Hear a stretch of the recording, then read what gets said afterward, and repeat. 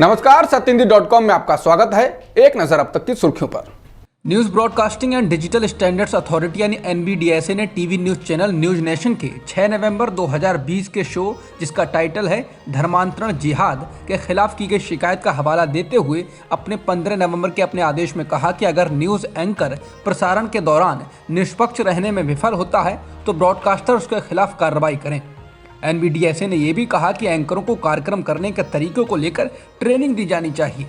Live law के अनुसार हालांकि इस मामले में ब्रॉडकास्टर ने बिना शर्त माफी मांग ली है, इसलिए NBDSA ने न्यूज़ नेशन को भविष्य में सावधान रहने की चेतावनी दी और साथ ही चैनल की वेबसाइट या यूट्यूब या किसी अन्य लिंक से इस शो के वीडियो को हटाने का निर्देश भी दिया और कहा कि वीडियो को हटाने की पुष्टि NBDSA को 7 दिनों के भीतर लिखित रूप में की जानी चाहिए।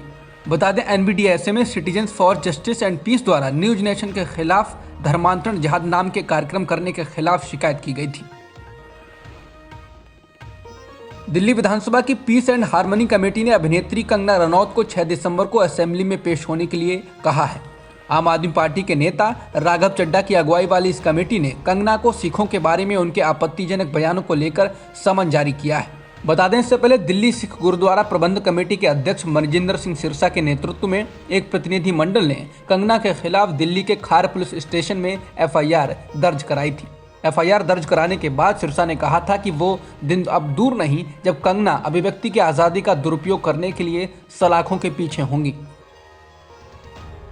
योगी सरकार के एक और मंत्री ने विवादित बयान दिया है। मंत्री का नाम रघुराज सिंह है। रघुराज सिंह ने कहा कि मदरसों से आतंकी निकलते हैं और अगर भगवान ने उन्हें मौका दिया तो वे सारे मदरसे बंद कर देंगे। उन्होंने कहा कि उत्तर प्रदेश में 250 मदरसे थे जो अब 22,000 हो गए हैं और मदरसों में केवल और केवल आतंकी पैदा होते हैं।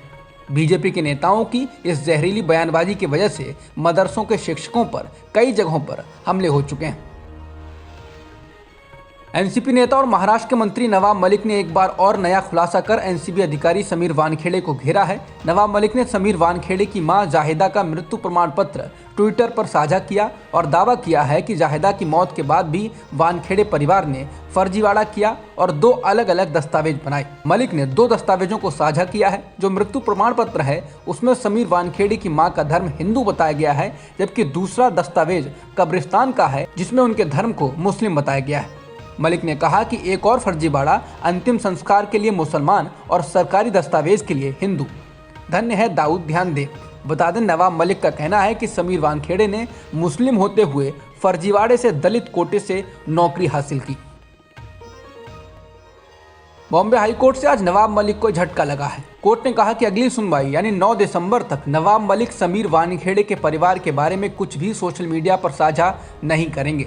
जस्टिस SJ कथावाला ने कहा कि ये मीडिया प्रचार क्या है जो वह हर रोज चाहते हैं, खासकर अपने दामाद की गिरफ्तारी के बाद। वह एक मंत्री हैं, क्या उन्हें ये सब करना उचित है?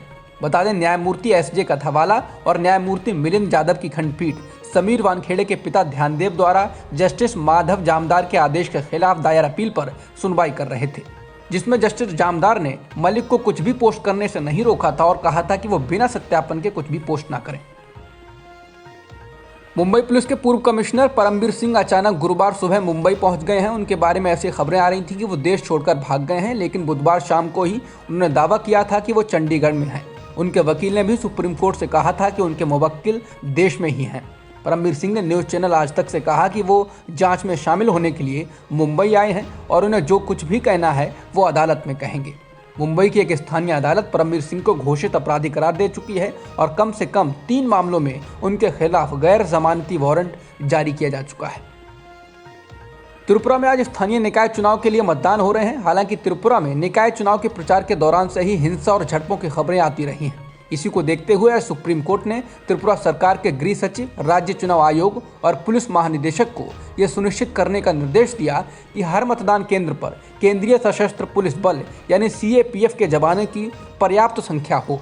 कोर्ट ने यह भी निर्देश दिया कि मतदान अधिकारी किसी भी आपात स्थिति में CAPF कर्मियों की मदद लें। TMC द्वारा ये कहे जाने कि सभी मतदान केंद्रों में CCTV कैमरे नहीं हैं। अदालत ने कहा कि प्रिंट और इलेक्ट्रॉनिक मीडिया को चुनाव की रिपोर्ट करने के लिए बिना किसी बाधा के पहुंच होनी चाहिए। प्रधानमंत्री नरेंद्र मोदी आज गौतम बुद्ध नगर के जेवर में नोएडा अंतर्राष्ट्रीय एयरपोर्ट की आधारशिला रखेंगे। बीजेपी को उम्मीद है कि 10,000 करोड़ की लागत से बनने जा रहे इस एयरपोर्ट के शिलान्यास से उसे पश्चिमी उत्तर प्रदेश में कुछ चुनावी लाभ होगा। यह एयरपोर्ट 1300 हेक्टेयर में बनने जा रहा है और इसे सितंबर 2024 तक पूरा करने का लक्ष्य है। इसके बनने से नोएडा गाजियाबाद के लोगों को इंदिरा गांधी एयरपोर्ट नहीं जाना पड़ेगा। हालांकि इस एयरपोर्ट के लिए जिन किसानों की जमीन लगी है उनमें से बड़ी संख्या में किसानों को वैकल्पिक जमीन और मुआवजा नहीं मिला है। इनमें से कुछ किसानों को तो जमीन जाने के बाद खुले में कुछ इंतजाम करके परिवार के साथ रातें बितानी पड़ रही हैं।